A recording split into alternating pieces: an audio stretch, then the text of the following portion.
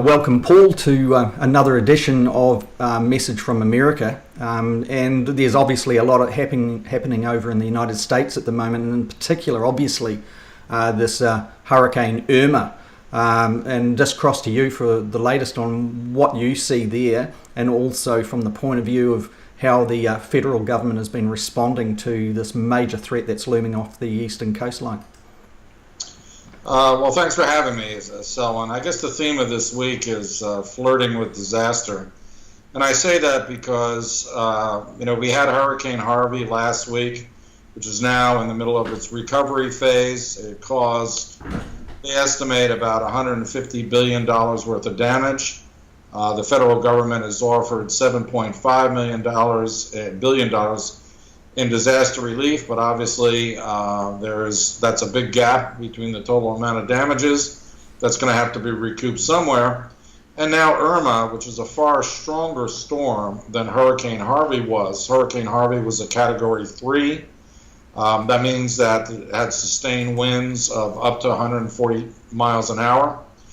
This storm coming towards the Florida mainland has sustained winds at this very moment of 175 to 185 miles an hour, with gusts up to 225. That's for, put it in metrics, that's 300 kilometer an hour gusts. Wow, that's just amazing, isn't it? And they talk about the storm surge, or that's the height, isn't it, of the sea level that'll get sucked up like a vacuum cleaner. What are you looking at there, and what kind of damage going into the mainland if these amazing kind of predictions come to pass? Well, they're estimating anywhere between 10 and 30 feet worth of storm surge, depending on exactly how the storm hits. For example, if it hits very south in Florida, like right now, you don't want to be in Key West, an otherwise beautiful place to be. But that way, it'll push the storm onto the west coast. And they estimate if that's the case, they may get 20 to 30 feet waves. If it comes right up the east coast, there'll be some blocking because of the Bahamas, which just sits 60 miles off of the eastern coast of Florida, and so they're estimating 10 to 20 feet. Now, this is very personal to me because my U.S. home is squarely in the path of this storm. And my neighbors are, I left there 2 weeks ago. My neighbors are telling me to expect catastrophic damage to the house. I mean, they're making no bones about it. They're like, if the winds come in at these speeds, even though the house is built out of cement cinder blocks, the windows could well go. There will be flooding because it will push that water up into the house. So I can't say that it's a good moment for the Buchanan clan, with regards to our home in Florida. Because last time we spoke to you, you were actually at that place, weren't you? At your dwelling, basically, which you're describing now as right in the path of where Hurricane Irma is going to trek across. And of course, you're coming to us at the moment, speaking from Boston. Are you seeing any changes in the weather like you're seeing in Boston? Are you seeing the clouds above getting sucked south down to feed into this, or is it not quite showing there yet? Yeah, not quite showing it yet, although the forecasts are that we'll get the tail end of this if it stays on its predicted path, and we'll get a lot of rain and some wind. Now, of course, if the storm turns to the east and stays off the coast of Florida, then we up here in Boston will be in a direct path.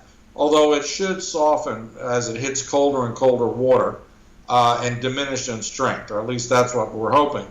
I think the important to think about, above and beyond my personal concerns about the family home, is that this is going to be a catastrophic event if it hits Florida. It will make Hurricane Andrew seem small, and Hurricane Andrew caused about $150 billion in damage in 1992. It dwarfs everything that's ever been seen before it. And the South Florida area, the Miami metropolitan area, to include Fort Lauderdale, Delray Beach, where my house is, has almost 7 million people living in it, which is double the size of the Houston area that was hit by Harvey. So this is a catastrophic event. I should also point out that it is hitting the territories, U.S. territories of Puerto Rico and the U.S. Virgin Islands. And so when it comes to disaster relief and recovery, it will not just be the mainland that has to be attended to. And if you think in terms of foreign relations, Dominican Republic and Haiti are squarely in the path of this storm, as is Cuba. I doubt very much the United States would offer assistance to Cuba, but certainly it will be asked for assistance from the Dominican Republic and Haiti. And here's where, the rubber meets the road. Donald Trump is not very big on giving assistance and aid to foreign countries. In fact, he's been a little reluctant to give aid to states that didn't vote for him. And so the question here is, although he's managed to secure a relief package for both Harvey and Irma that amounts to $15 billion, so $7.5 billion in each place, that's going to be far from enough to handle the recovery efforts. And he had to cut the deal with the Democrats because the Republican majority in the House didn't want to do it by temporarily raising the debt ceiling. So this is how they're going to fund it, is they're going to raise the debt ceiling for 3 months, get the additional funding, and then in December revisit the theme again. It's basically kicking the can down the road. The Republican majority in the House did not want to do this. They wanted that funding to come from cuts elsewhere, education, other areas that Republicans have targeted. And even Trump's Treasury Secretary said, no, that cannot happen. We need to raise the debt ceiling to do this. Given that South Florida did not vote for Trump in last year's election, it was the only part of Florida that did not go for Trump, we shall see if, in fact, it gets the aid that it needs. And I only say that because Trump has a record of being vindictive. Vindictive and spiteful in some of the ways. It's not me. I'm not saying anything that isn't well known. Another thing on that, Paul, is it seemed like that there was a reluctance by US President Trump to actually embrace the ideas and the arguments around climate change. Is there an acceptance, perhaps, that with Harvey only just having gone off and weakened off, with Hurricane Irma looming down on the United States, the biggest storm system that's ever been in the Atlantic since recordings began, and that there is a couple of other big heavy storms that are looming out there at the same time. Are people accepting that this may be the consequences of climate change? And if so, what impact does that have on President Trump's position on it, not just in the United States, but globally? Well, that's a very good point, because the skeptics now have to confront the reality that the storms appear to be coming more frequently and are much stronger in intensity.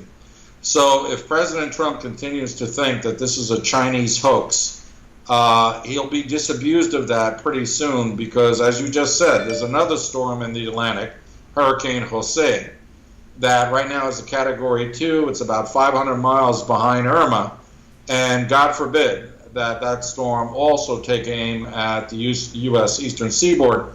But it's more than just these tropical storms. In the west of the United States, there's another disaster unfolding. There are wildfires in 6 different western states. There are over 100 of them, and they have burnt hundreds of thousands of acres of wildland, including the destruction of property and the loss of about a handful of lives so far. Many of these fires have not been contained. And here again, we have the problem with budgetary cutbacks in the federal government to include the Park Service, as well as the Federal Emergency Management Service. They simply may not be able to sustain the firefighting efforts that are going in. We've been focused on the hurricanes, but if you live in the west of the United States, these are devastating fires. In fact, one of them burnt into the Burbank Hills right outside of Los Angeles, destroying property. So we've got 3 calamities going. Harvey is now finished. Irma is about to hit. And the ongoing calamity that are these wildfires in the West, there simply is not enough money in the federal budget to either fight them in the case of the fires or to provide the type of recovery relief that is needed in the aftermath of these storms. So I would argue that if the president is open-minded enough, and he didn't just talk negatively about climate change and voice skepticism for political reasons, this will certainly disabuse him of the notion that climate change is a scientific fiction.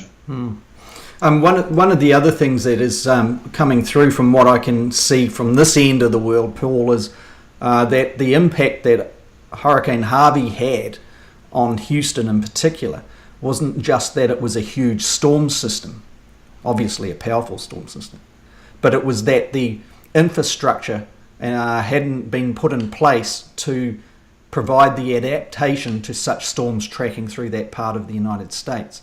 And that basically was one of the issues that was holding the water in that particular region and around Houston. Are you hearing much of that? Because that's what we're kind of hearing outside of the United States news cycles. Well, the situation between southeastern Texas and Florida is quite different. Florida does have the advantage of having experienced Hurricane Andrew. Again, Hurricane Andrew in 1992 came in as a Category 4 right below Miami and wiped out everything in its path. It was mostly a windstorm. There wasn't as much water associated with it, and the surge was much less than the surge coming with Irma. But the important point is that after that storm, Florida tightened up all of its storm regulations. Every building built since then has to have reinforced doors, hurricane windows, that sort of thing. Now, my home is much older, so we were grandfathered in the older designs. I happen to be lucky that the architect who designed my home decided to go with cement cinder block rather than a wood frame. But nevertheless, Florida is much better prepared than southeast Texas to take on this storm, but there reaches a point where no amount of preparation is going to defend structures and infrastructure from punishing winds like the ones that we're seeing with Irma. I mean, once you get to 180, 185 miles an hour, structures, even hardened structures, begin to fall. And that's what the governor of Florida has been saying now. He's basically telling people, all those high rises that you see in Miami Beach, he's telling them to get out. Yeah, we heard that. Get out, save your life. You can always rebuild your... Mandatory evacuations are in place all up and down the eastern seaboard between the Atlantic Ocean and what is known as the intercoastal. The intercoastal is a series of canals that range from Miami all the way up to the New York area. They were built in World War II to avoid German submarines in the movement of goods and services. But what that does mean is that in Florida, particularly in South Florida, you have a peninsula, if you will, that's no more than 1.5 miles across. Everybody between the intercoastal and the ocean have been ordered to evacuate in 3 different counties, including where my home is located. We'll have to see if people do in fact heed the warnings, but I certainly know that if I was still there, I would. And so the idea is, even if you're well prepared, in a measure that the Houston area was not, there's very little you can do at this point if this storm stays as strong as it is. Okay, if we go back to, in conclusion on this particular topic, look at President Trump. Does he see this as an opportunity to redefine his presidency, meaning these disasters that are looming down on the United States from natural causes? Yes, he does. And in fact, he's had a pretty good week for him, because he returned to the Houston area for the second time after being criticized for the first visit, which got nowhere near the affected areas, in which he didn't talk to anyone who was directly affected. He talked to some recovery workers, some rescue workers, but he was away from the fray. The second time, he handed out relief packages, he cuddled babies who had been displaced. He did the things, even if they're PR, that people expect presidents to do. Then he returned to Washington, and he was able to announce that he was going to push through some legislation repealing the so-called Dreamers Act, which basically gave a type of amnesty to children who had been brought to the States by their parents who were undocumented workers and who are not citizens. And basically the amnesty was, if you don't have a criminal record, you've been lived in the States, you have no connection to your parents' country, after a couple of years you can apply for preferred citizenship. Well, he was able to come back from Houston and basically tell Congress, I'm getting rid of that act. And the Republicans in Congress said, fine, they have the majority, we will do, in fact, repeal that act and perhaps not replace it at all. So he scored a political victory right after that. Now, given the Republican resistance to raising the debt ceiling, he scored another victory, although this may be a Faustian bargain. When the Republicans refused to raise the debt ceiling, he turned to the Democrats and he cut a deal with them. So he's now moved in a bipartisan fashion. Now, I cannot fathom why the Democrats would want to cut a deal with him, but they have always been interested in disaster relief. I mean, they don't have the sort of lack of empathy, for a lack of a better phrase, that the Republicans have exhibited. You may remember that when Hurricane Sandy came through the eastern seaboard two or 3 years ago, Senators Ted Cruz and John Croiner from Texas refused to provide to approve additional federal funds for disaster relief in those areas. The Republicans tend to get very parochial when it comes to discretionary funding. And so Trump went to the Democrats, knowing that they would agree with him. And he is now saying, very much to the consternation of the Republican leadership in the House, that if the Republican majority in the House doesn't want to cooperate with him, he'll go to the Democrats when he needs to, and he'll secure the majorities he needs with them. And so that has caused fallout in the Republican Party. If it wasn't fractured before, this is driving a wedge between the Tea Party types and the more moderate factions. He's ruining them. I mean, he's destroying the lower house support for his presidency, but he's gaining Democratic support both in the House and the Senate in doing so. So he's actually achieved some victories as a result of these natural disasters.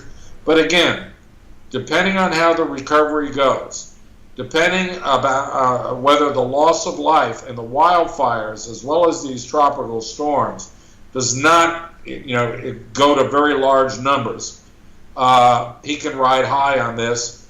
But again, it's 3 months worth of funding. Come December, the arguments are going to start again. So he's had a good moment, but there's a lot of other water to cross, to pardon the pun, before he can consider his presidency to be successful. Now, if we look off coast, look out further over to Asia Pacific and across to North Korea, we've obviously got some major challenges for US President Donald Trump in how he handles, specifically he as an individual handles this increased concerns relating to North Korea's nuclear weaponry there. And of course what we're alluding to there is the revelations that North Korea certainly does indeed have a hydrogen bomb or a thermonuclear weapon that it perhaps can actually carry on the nose cones of a intercontinental ballistic missile. So how do you believe Trump, one, has been handling this, and also his administration, and secondly, what's going to be happening next in this whole standoff and crisis on the North Korean or the Korean Peninsula? Well, the options are very limited. And again, this is why this has been the week about flirting with disaster, because where those other disasters were natural, this one is man-made. And the North Koreans have now demonstrated that they have made a quantum leap in terms of their ability to weaponize their nuclear program. Thermonuclear bombs are not, they're much more complicated than simple atomic bombs. And as a result, to be able to show that they can detonate these things means they're way more advanced than anyone suspected they were. Of course, we know that they can fire intercontinental ballistic missiles. They've already tested that in the last few months. So the question is, how much longer will it be before they can put one of these hydrogen warheads on the top of one of those missiles? That's not a good situation, and unfortunately, the United States has very little options, diplomatic or economic for that matter, short of military recourse. Now, The president has said the time for talking is over. Needless to say, that was a mistake. That statement's been walked back by the Joint Chiefs of Staff and the State Department. But right now, the United States is looking to China to pressure North Korea to back off. Now, the Chinese are not going to engage in any further sanctions. You know, they have their own geopolitical reasons for propping up the North Koreans. But let's remember, patron-client relationships in international relations are, there's not a subservient relationship. Many times the tail wags the dog. And in this case, North Korea is definitely doing the wagging. So the Chinese, although embarrassed because they had asked the North Koreans to not go through with this test, are not going to abandon them anytime soon. And the Russians have said that they reject completely the notion that increased sanctions should be leveled. This was on the back. This was on the back of the BRICS meeting, wasn't it? Exactly, but also the Russian opposition means that nothing's going to happen in the Security Council at the UN, because any resolution to impose harsher sanctions will be vetoed by the Russians and/or the Chinese. Well, this raises a question, Paul, just on that point. Of course, I'm located way down in the South Pacific in New Zealand at the moment, and there's an election on. And one of the differences of opinion here, perhaps, that is coming through from the two main parties that are running, that will dominate office after September 23rd, is the rising Labour Party leader, Jacinda Ardern, is adamant that with respect to North Korea and with respect to the United States' responses to this, that New Zealand ought to seek and maintain its relationship with a UN mandate, meaning a multilateral endorsed response to North Korea, and stay out of commitments or forward commitments with respect to the United States, Australia, and North Korea. What do you make of that compared to the other counterbalance to that, the other party, the National Party, that has been in government here for almost 9 years? And it says, no, we are there as partners. We have a thing called the Washington Declaration. While it is not an alliance that forward commits us, we are very much in with the Australians and the United States responses to the North Korean crisis. So how do you see the merits of both of those arguments from a New Zealand point of view, of a small independent Pacific Island state that is looking at whether or not it should engage on something at this juncture? Well, I think that the need for diplomacy is paramount, and New Zealand shouldn't blindly follow its military partners into conflicts of their own making. And the reason I say that is that there is some room for negotiation between the North Koreans and the United States and several other interlocutors, the South Koreans and the Chinese, among others.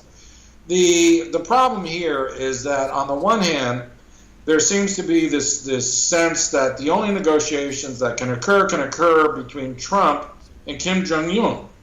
And that's simply not feasible. Lower level negotiations with experts represented on both sides is the far better way to go to, if nothing else, prepare an agenda for the leaders to then sit down and have a discussion. Now, the North Koreans have all along wanted to be recognized as the legitimate government of the North. You see, since the armistice, the United States has called for two things: regime change in North Korea and reunification of North and South Korea under the government of the Republic of Korea. And is that a wise position to actually adopt? I don't think so. I think the parallel I would use is Israel. For all the talk about from certain Arab quarters that Israel needs to be removed from the face of the earth, the hard fact of the matter is Israel's going nowhere. It's here to stay. The same applies for North Korea. You can wish it away, you can deny its legitimacy, but it's not going anywhere. It has a major patron on its northern borders. I mean, it's here to stay. And so recognizing that as a preliminary qualifier to sitting down to negotiate some trade-offs with regards to the nuclear weapons program seems to me to be a reasonable thing to do.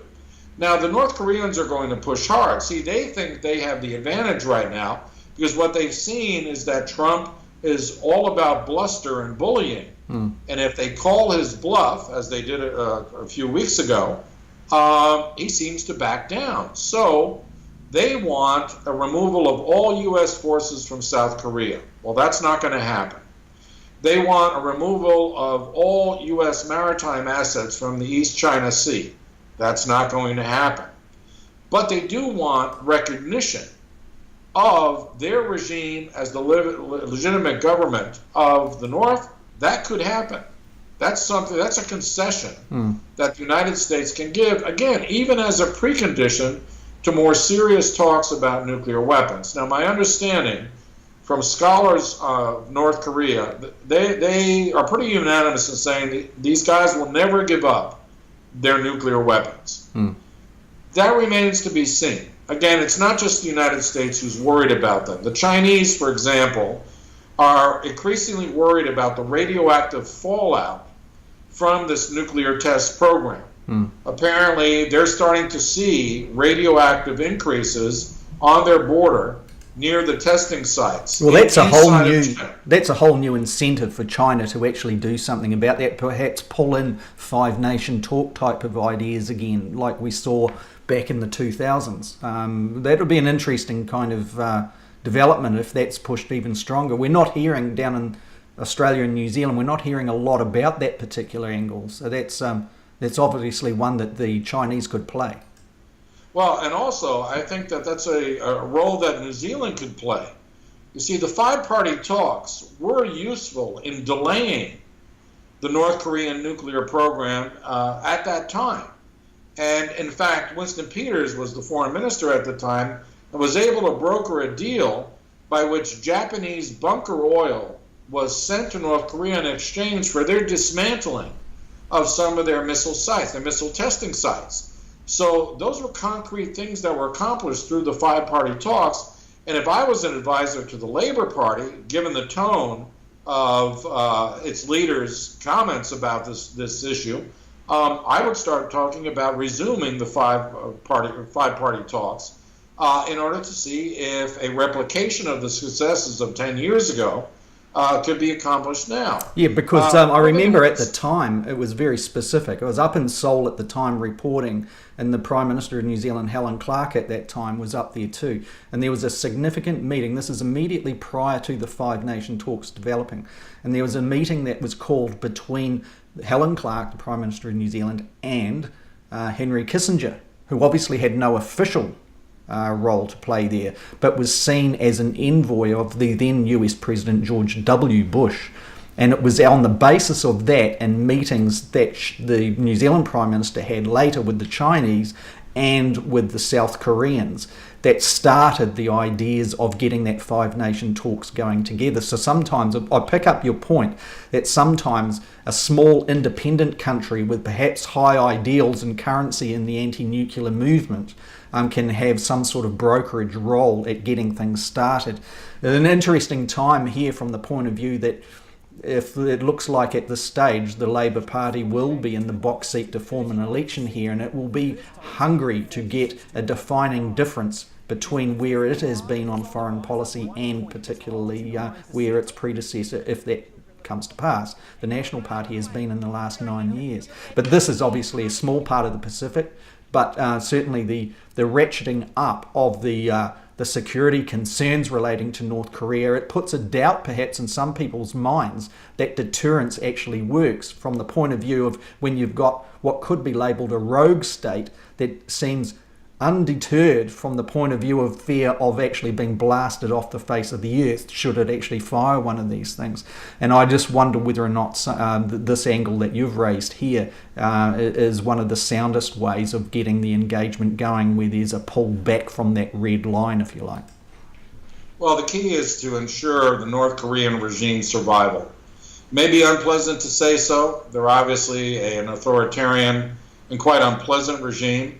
They've done no great favors to their own people, but as I said before, they're here to stay. They need to be recognized. Now, New Zealand has a bit of a predicament because although it's very well known for its its commitment to non-proliferation, it has signed these military agreements with the United States. The Washington Declaration, for example. Washington and the Wellington Declarations. Yeah. Now, what I would say is there's enough wiggle room in those declarations for New Zealand to say to the United States, if you start a conflict with North Korea before they launch a nuclear weapon anywhere, then we're not going to go and carry the can with you. Yeah, I think on that point, back here, the mood appears to be that the Washington Declaration in particular, that frames the defence relationship with New Zealand and the United States, was done in an environment where Hillary Clinton was one of the main brokers, and certainly the Obama administration was well entrenched. A lot of the principles there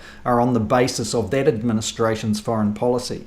And it seems a long, long bow to draw if you are going to expect some of what the United States may consider friends and allies at the moment to say that they're willing to go into a Donald Trump-led war.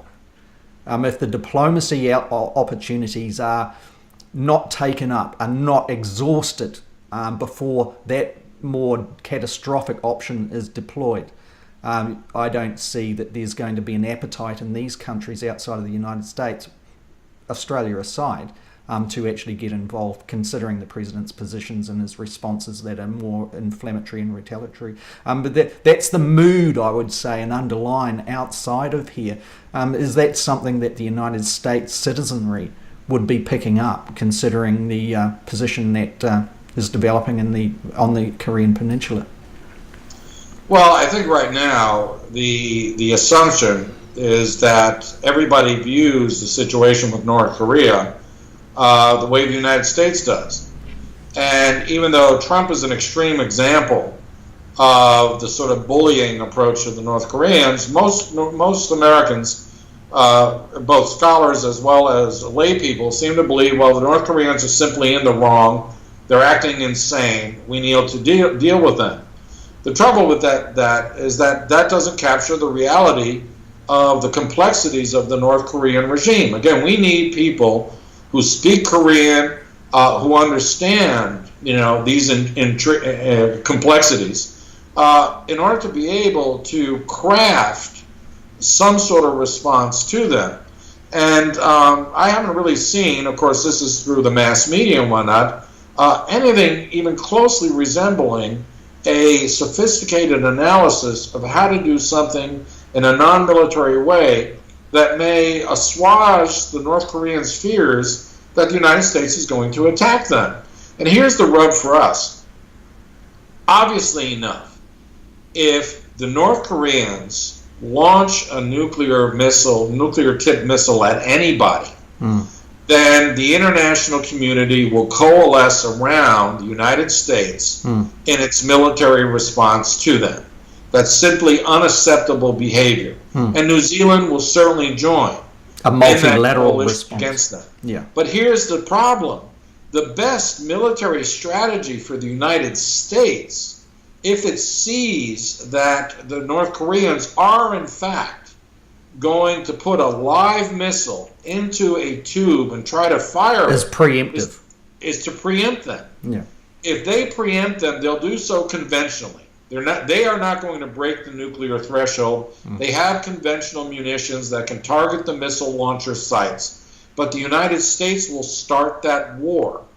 And the question for policymakers in New Zealand is, if the Americans started, do we necessarily follow? One can make the argument, look, they had no choice. They had to preempt because the North Koreans were in fact going to fire a nuclear missile. But the fact is that means the United States made the initial military move. As a result of that, there will be a war. There will be a war that involves the South Koreans at a minimum, could well involve the Japanese, and by simple alliance commitments, it may involve the Chinese. And so it's a can of worms that New Zealand may find itself drawn into, because the waters are much more muddied with a preemptive attack as opposed to a reactive defense once a missile has been fired. All of which is to say, there's got to be room for negotiation. We can't let it come to this. And if it means that New Zealand stands up as an honest broker in international affairs, because it is small, because it is independent, then I would say by all means, please do that. Be a voice of reason. And I can guarantee you that if New Zealand or other small states, let's say Singapore, raise the idea of sitting down in something that's more or less akin to the five-party talks, it will receive a lot of support. Because right now we're headed towards a military confrontation that in the end will be winnable on the part of the United States, but quite frankly, in terms of the loss of lives and destruction that will result from a relatively short war, there will be no winners over the long term. Okay, well on that point, Paul, I'll leave it and look forward to the next bulletin of the message from America that you and I do. And let's hope it doesn't get to that particular scenario that we all fear. I sure hope not, and I look forward to talking again.